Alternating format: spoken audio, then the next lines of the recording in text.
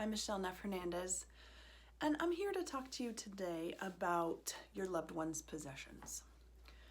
The physical items that are left when someone dies can take on a huge meaning after their death.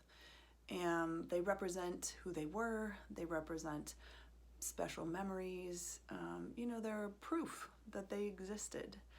And because of that, it can be really difficult to decide when and how to manage the things that are left over that you can hold in your hands after someone you love dies. So I wanted to just give you a couple of tips on managing the possessions that you may have in your care. The first thing I want to tell you is take your time. So often people feel rushed to manage all of the list. So, one of the things to do on the list after someone passes is to manage their possessions. And so, oftentimes you'll have to go through a house, or you'll have to go through, potentially lockers or storage. And so it can feel like a really overwhelming task and also have a sense of urgency around it. So if there's something urgent that you have to manage immediately, obviously you'd have to take care of that. But if there are things that you're just not sure what to do with yet, a lot of times just being able to take your time makes such a difference. So give yourself the space to feel ready to manage your loved one's possessions. And there's no right time for that. For some people, they manage possessions right away because they feel that it will lighten their load a bit if they don't have possessions around. For other people, those possessions are items of comfort and they can't imagine letting go of them at all. So I just want to remind you that there's no right way to do this, and taking your time allows you to make thoughtful decisions about how you want to manage the things that you have of your loved ones.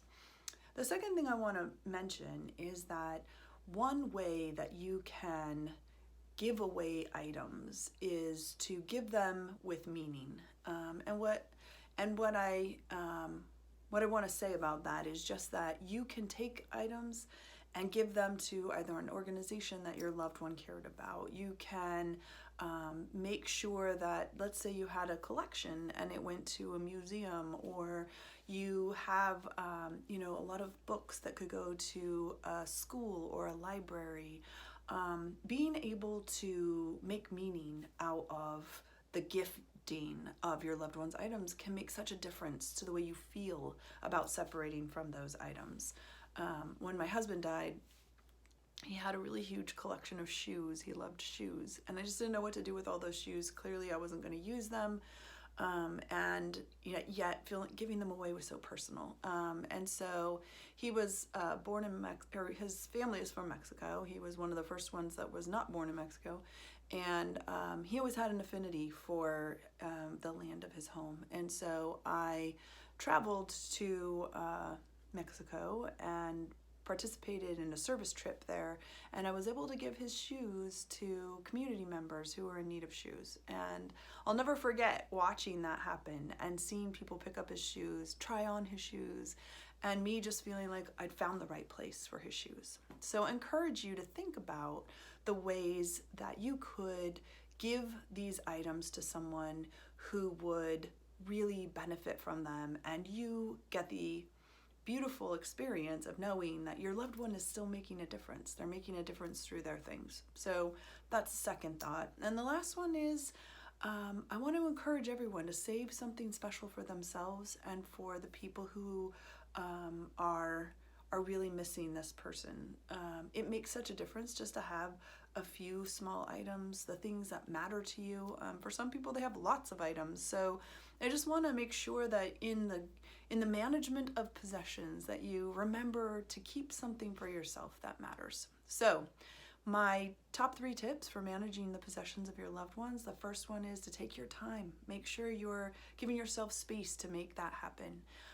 The second is think about giving away your items to someone or an organization that would find great meaning in having them. This is a way of extending your loved one's legacy. And the last one is to save something for yourself. Hold on to something that matters to you. Well, that's my thoughts for managing your loved one's possessions. I'm Michele Neff Hernandez from Soaring Spirits International, and it's been a pleasure to spend just a few minutes with you. So take your time, be kind to yourself, and I'll look forward to checking in with you again. Bye-bye.